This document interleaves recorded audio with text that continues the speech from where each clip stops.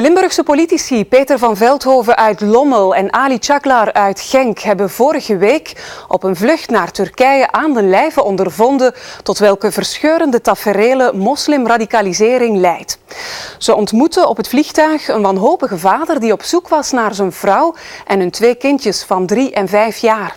De Brusselse vrouw ging naar Syrië en nam de kinderen mee. De kans is klein dat ze ooit nog terugkeert.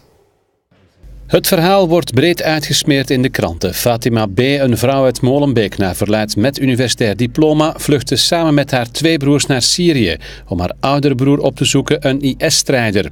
Ze nam ook haar 2 kinderen mee. De radeloze vader zat op het vliegtuig naar Istanbul. Ja, we waren met een aantal parlementairen op weg naar Istanbul. Vliegtuigen, en in datzelfde vliegtuig zat de betrokken man. We hebben die daarna ook nog gesproken. Hij heeft dan zijn verhaal verteld. Hij had foto's bij van zijn vrouw, van zijn 2 heel jonge kinderen nog, 3 jaar en 5 jaar. De politici, waaronder Peter van Veldhoven, maar ook de Genkse schepen Ali Çaklar, boden spontaan hun hulp aan. Telkens hebben we het verhaal van de man, de foto's ook daar besproken, gevraagd of men kan helpen. En men heeft die hulp ook toegezegd. Ik heb begrepen dat ondertussen aan de Turkse grensposten, dat daar het signalement van de vrouw en de 2 kinderen, dat daar aanwezig is, dat men uitkijkt. De reis van een 15-tal politici stond in het teken van de radicalisering en bracht Van Veldhoven en Çaklar naar een vluchtelingenkamp. 2 miljoen Syriërs zijn naar Turkije op de vlucht gegaan, dus dat is een gigantisch menselijk, maar ook een financieel probleem.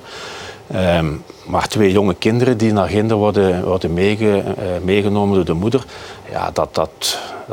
ja, dat doet u koud worden. Turkije vraagt internationale steun om het vluchtelingenprobleem aan te kunnen. Tegelijkertijd geven ze ook ons het signaal dat ze willen helpen waar ze kunnen om Syrië-strijders die van hieruit naar Ginder willen vertrekken, om die op de luchthaven van de grensposten te kunnen tegenhouden. Dus hun vraag is van geef ons goede inlichtingen, geef ons goede informatie en we helpen waar we kunnen.